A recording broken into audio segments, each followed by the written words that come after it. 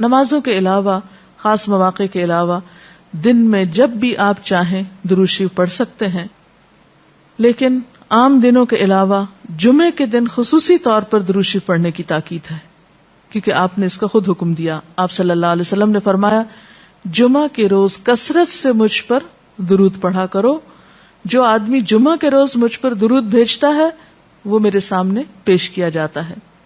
اسی طرح دعا سے پہلے، دعا کے بعد، پھر جہاں کہیں آپ کا نام لیا جا رہا ہو یا لکھا جا رہا ہو یا کسی بھی طرح آپ کا ذکر آئے وہاں آپ کے لیے درود پڑھنا.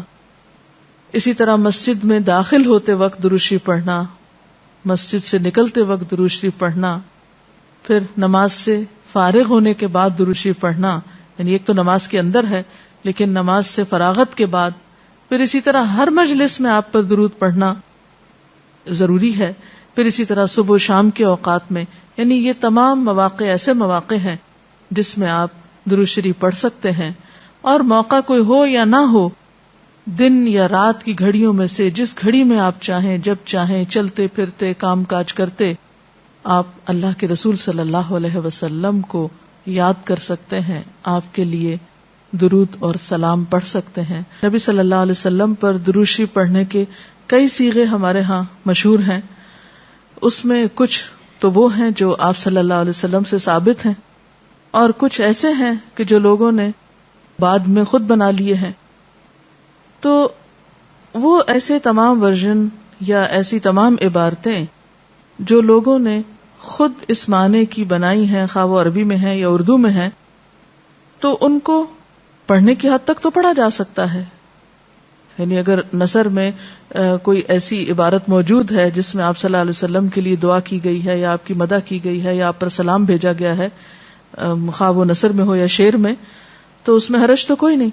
لیکن وہ چیز جو خود آپ صلی اللہ علیہ وسلم نے ہمیں سکھائی اور جو آپ کی طرف سے ہمیں ملی، اس کا مقام باقی ہر انسان کے کلام پر کہیں بلند ہے، کہیں زیادہ فائدہ مند ہے.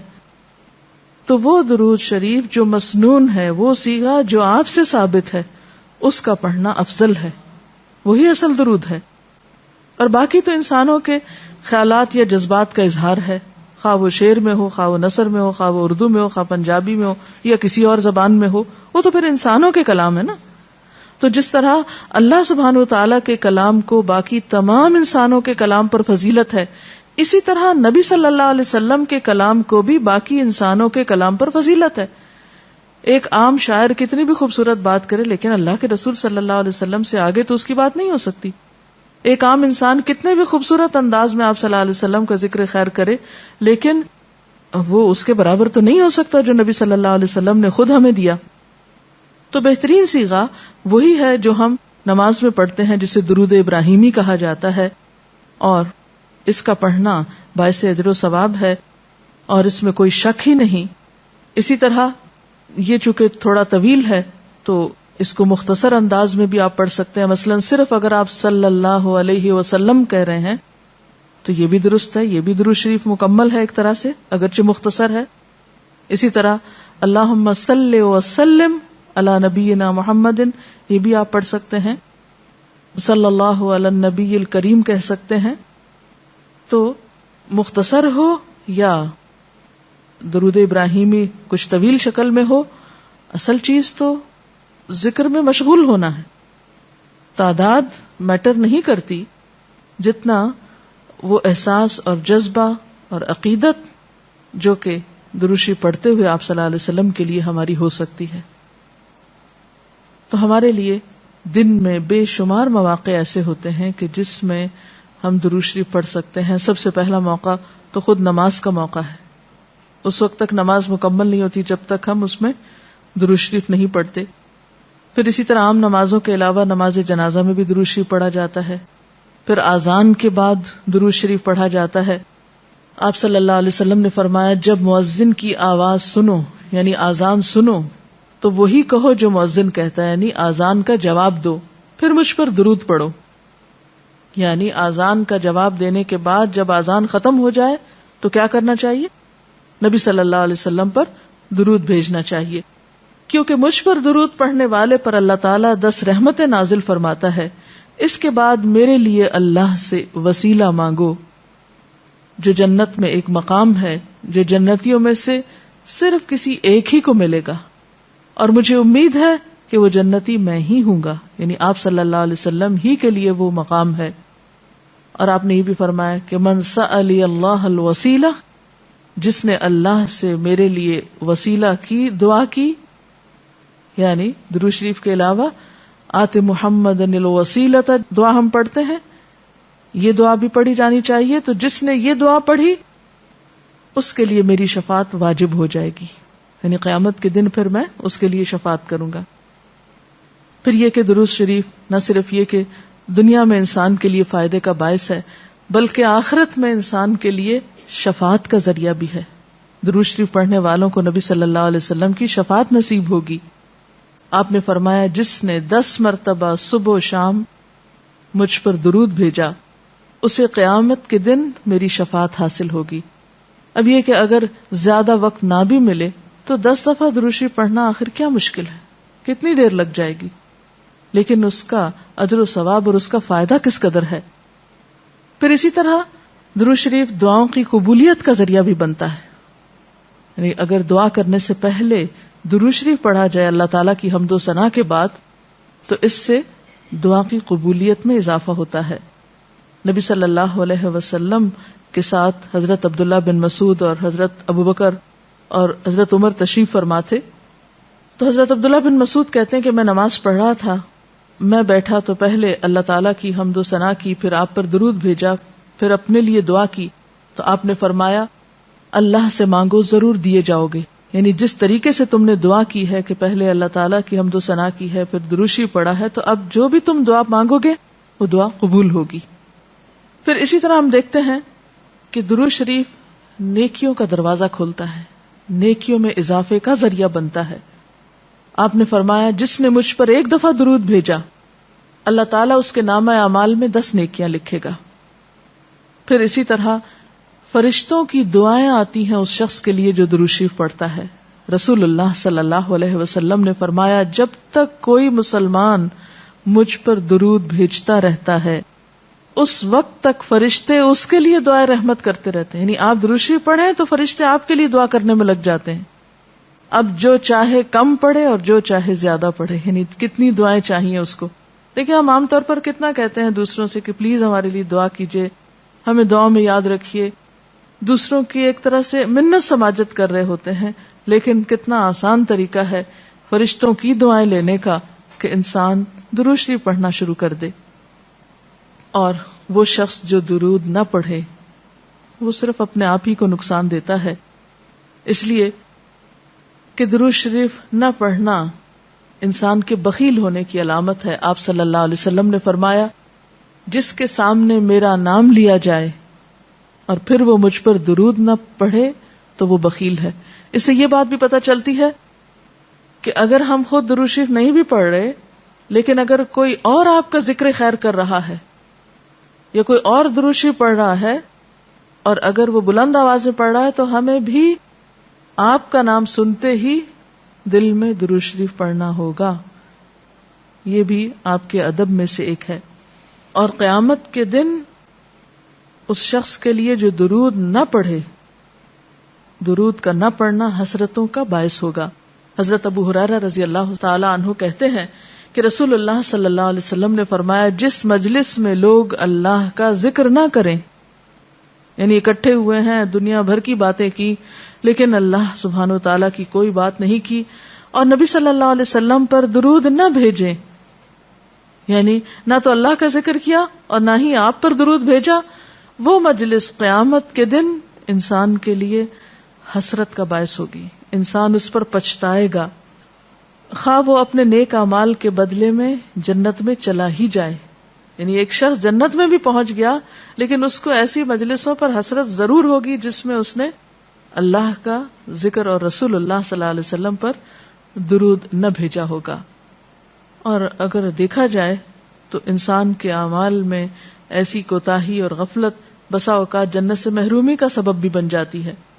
آپ صلی اللہ علیہ وسلم نے فرمایا جو مجھ پر درود پڑھنا بھول گیا اس نے جنت کا رستہ کھو دیا. یعنی جس نے اتنی غفلت برتی کہ کبھی آپ کا ذکر ہی نہیں کیا اور کبھی آپ کے لیے دعا ہی نہیں کی اور کبھی آپ کے لیے درود ہی نہیں پڑھا, تو اس نے اپنے لیے کیا کمایا؟ ان اللہ وملائکتہ یصلون علی النبی یا ایھا الذین آمنوا صلوا علیہ وسلموا تسلیما, کہ اللہ اور اس کے فرشتے نبی صلی اللہ علیہ وسلم پر درود بھیجتے ہیں.